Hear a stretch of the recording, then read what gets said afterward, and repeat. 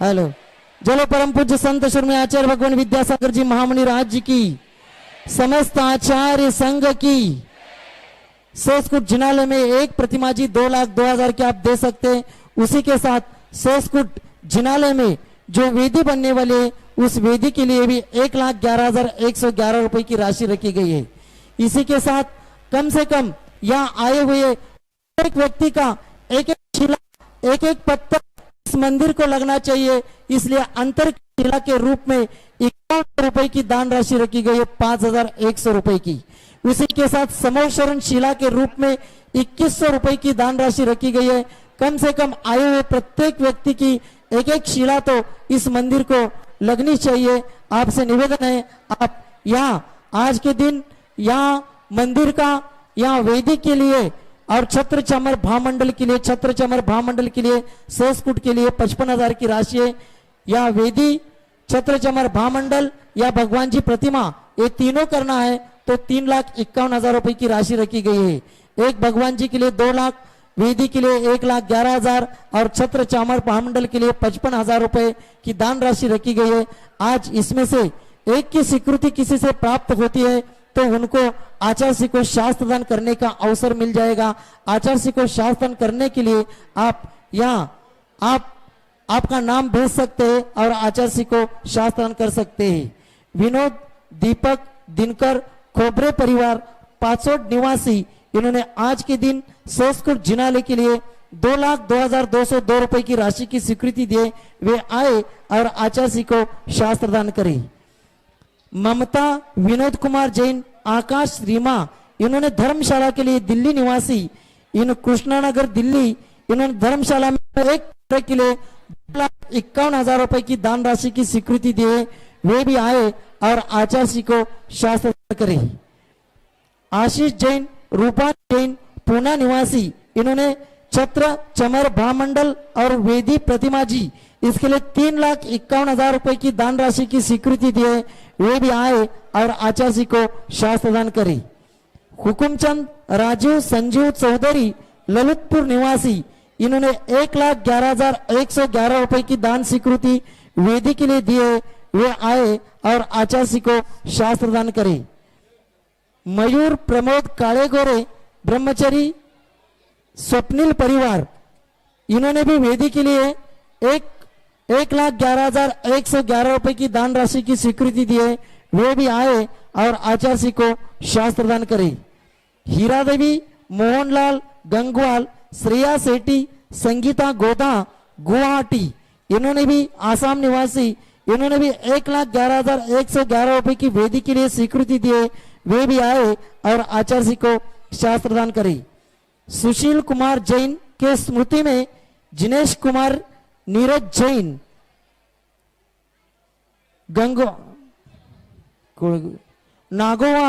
नागोवा जिला अलवर निवासी, इन्होंने भी छत्र चमर भामंडल के लिए दान राशि स्वीकृत किए 55,555 की। वे भी आए और आचार्य को शास्त्र दान करें। अलका विजय कुमार नांद्रे, कोतली, कोल्हापुर जिला निवासी, इन्होंने भी एक सोने के गहने दिए हैं। वे भी आए और आचार्य के चरणों में श्रीफल अर्पण करके आशीर्वाद प्राप्त करें। राजेंद्र कुमार जी जैन, बडनेरा निवासी, इन्होंने भी छत्र चमर भामंडल के लिए 55,555 रुपए की दान राशि की स्वीकृति दिए। वे भी आए आचार्य के चरणों में श्रीफल अर्पण करके आशीर्वाद प्राप्त करें। आरिका प्रसन्नमती माता जी के गृहस्थ जीवन के माता पिता आए हैं। वे भी आए और आचार्य के चरणों में श्रीफल अर्पण करके आशीर्वाद प्राप्त करें। किशोर जी शाह, बारामती सरापा, ये भी आए और आचार्य को शास्त्र करें। एन जी काले, विधान परिषद सभापति के उप सचिव, महाराष्ट्र शासन के उप सचिव आए हैं। एन जी काले साहब, वे भी सपरिवार आए और आचार्य के चरणों में श्रीफल अर्पण करके आशीर्वाद प्राप्त करें। विधान परिषद के सचिव माननीय एन जी काले साहेब। इसी आरिका सूत्रमती माता जी का सत्संग चौमासा कुंभराज मध्य प्रदेश में शुरू है। वहां से भी कमेटी के लोग आए हैं। केवल 2 प्रतिनिधि आएंगे, बाकी के जो लोग हैं कुंभराज से आए हुए वो अपने स्थान से सभी लोग नमस्ते करेंगे।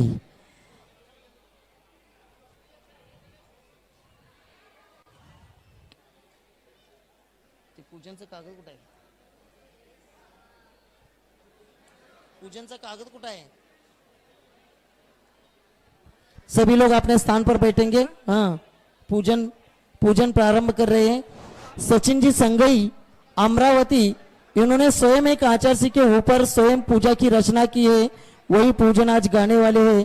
पूजन प्रारंभ कर रहे हैं, सभी लोग अपने अपने स्थान पर बैठेंगे। शुरू करा, पूजा शुरू करा। हेलो,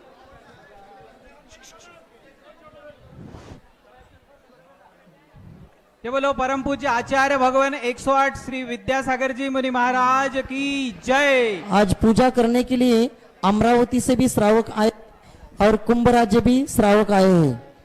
यहाँ आज तात्या भैया जी की माता जी और मासी बहन आए, वो भी आके यहाँ श्रीफल चढ़ाए। शुरू करा। दीक्षा स्थली बनकर अजमेर हुआ है धन्य, हम सब जन्मे इस युग में, यह हम सब का है पुण्य। आप ही उर में है बसे, नहीं है कोई अन्य, आज मन है प्रसन्न, हमें विद्या गुरु प्रणम्य।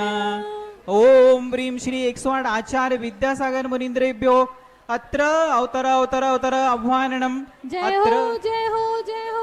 अत्र तिष्ठ तिष्ठ ठठ स्थापनम्। जय हो जय हो जय हो। अत्र मम सन्नितो भव भो वषट् सन्निधिकरणम्। जय हो जय हो जय हो। एक ही बार 24 घंटों में जल का प्राशन करते हो, सर्दी गर्मी या हो वर्षा कैसे प्यास से लड़ते हो। जलनों में जल का अर्पण करूं मैं, विद्यासागर की जय हो। मुनि सब मेरे मन को ढालो, मेरा मन भी निर्मल हो। ओम रूम परम पूज्य संत शून्याचार्य भगवान विद्यासागर जी महामुनीन्द्राय जन्म जरा मृत्युनाशनाय जलम निरूपामिति स्वाहा। प्रतिकूलता में अखंड शांति कैसे बनाए रखते हो, विचार क्रांति मन में शांति समता कैसे रखते हो। चंदों में चंदन अर्पण करूं विद्यासागर की जय हो, चंदन सी शीतलता पाओ मेरा मन भी शीतल हो। ओम रूम परम पूज्य संत शून्याचार्य भगवान विद्यासागर जी महामुनीन्द्राय संसार ताप विनाशनाय चंदनम निरोपि स्वाहा। अक्षय पद पाने की चाहत कैसे बनाए रखते हो, शुद्ध धवलता अक्षत जैसी कैसे अखंड रहते हो। चरणों में अक्षत का अर्पण विद्यासागर की जय हो, सब विकार को खंडित करके मेरा मन भी उज्जवल हो।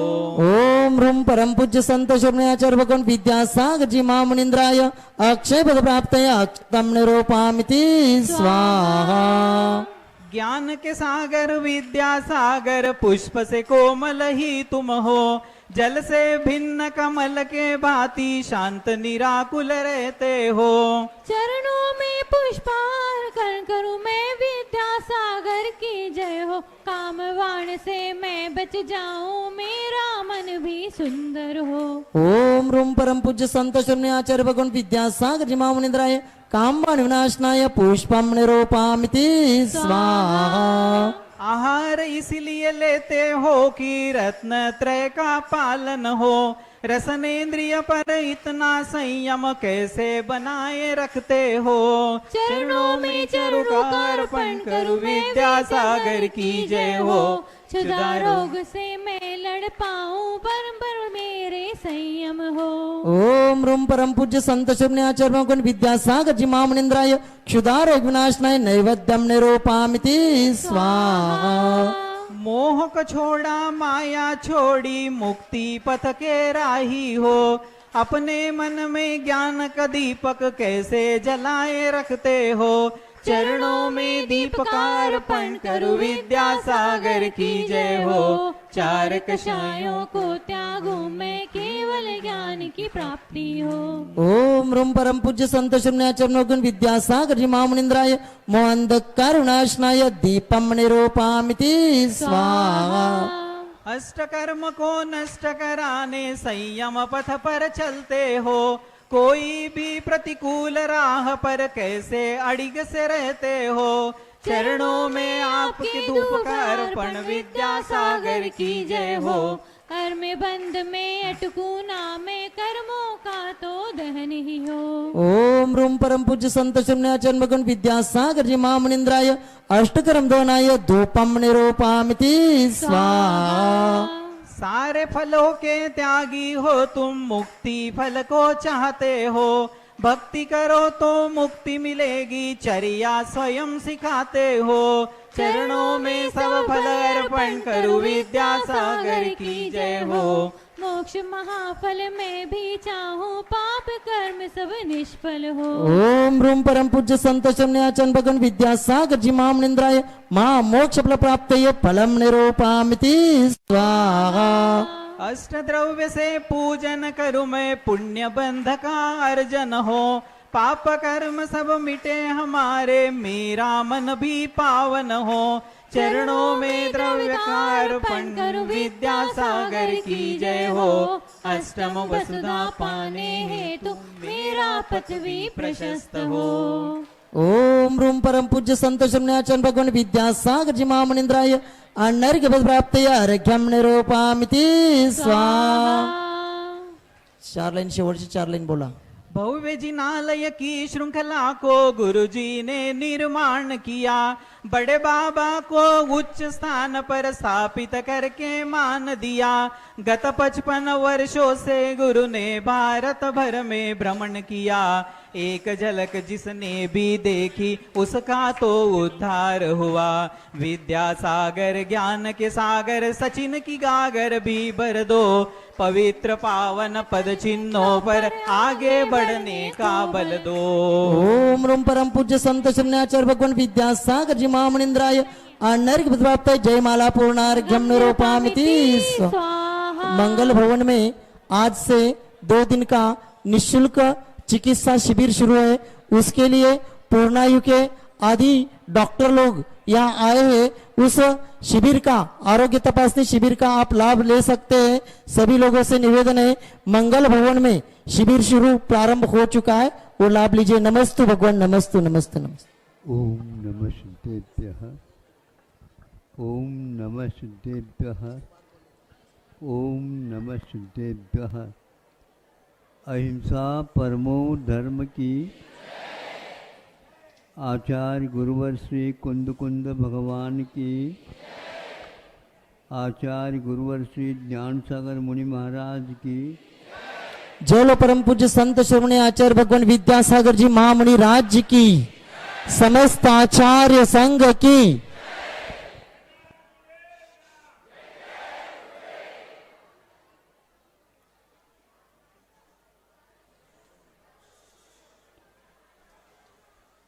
कहीं कहीं पर मंथन से नवनीत निकलता है, यह व्यापक रूप से अर्थ निकाला जाता है। मंथन के बिना नवनीत की उपलब्धि नहीं होती। किंतु मंथन किसका हो, यह भी सर्वप्रथम हमारे दिमाग में रहना चाहिए। यदि हम जल का मंथन कर ले तो 24 घंटा करते रहोगे तो भी बार बार उसमें देखो नवनीत आ रहा है क्या नहीं, मक्खन तैर रहा है क्या नहीं, तो वहाँ पर कोई तैरेगा नहीं। फिर किसका करे? दूध का मंथन कर ले। दूध का भी मंथन करते रहो तो भी आप नवनीत नहीं पाओगे, क्योंकि दूध को जब तक तपा करके और उसके सहयोगी तत्व जामन का उसमें प्रयोग नहीं करोगे तो नवनीत नहीं निकलेगा। नवनीत को निकालने के लिए दही ही चाहिए। ऐसा नहीं कि तक्र मठा को ही आप बिलोते रहो, मंथन करते रहो, तो उससे भी नहीं मिलेगा।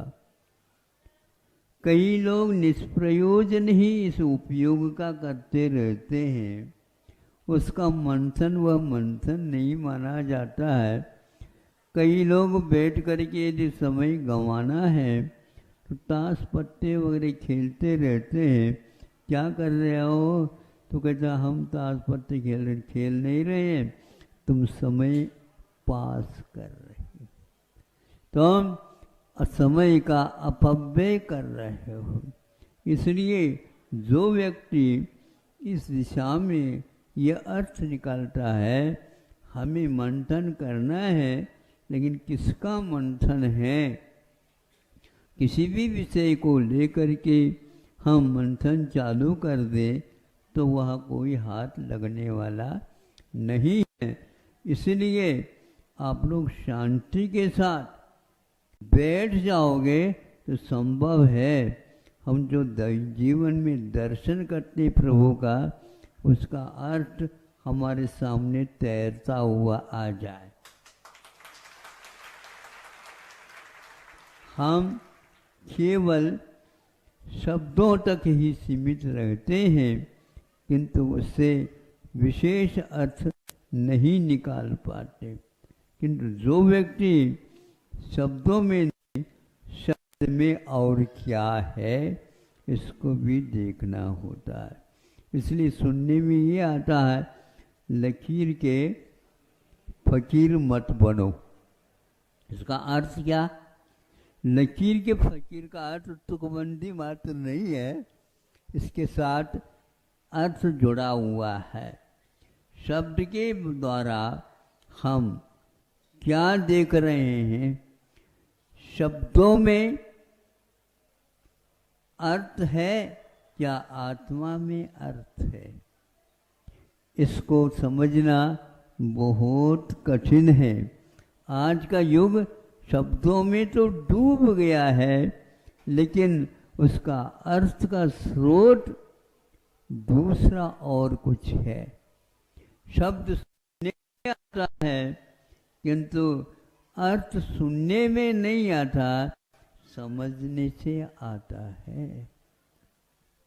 आप समझने की चेष्टा करेंगे तो अवश्य ही विद्वत जनों के संबंध रखोगे, तब ये समझ में आने लग जाता है इसका अर्थ क्या है। किंतु यह भी पूरी यात्रा शब्द की नहीं, किंतु हाँ, यदि इसका तात्पर्य क्या है, प्रयोजन क्या है, ये देखेंगे तब शब्द भी गौण होता है, अर्थ भी गौण होता है, भाव विशेष होता है। जिन भावों के माध्यम से हमें उन वस्तुओं का आलोड़न करने का सार्थकता अवश्य पड़ती है।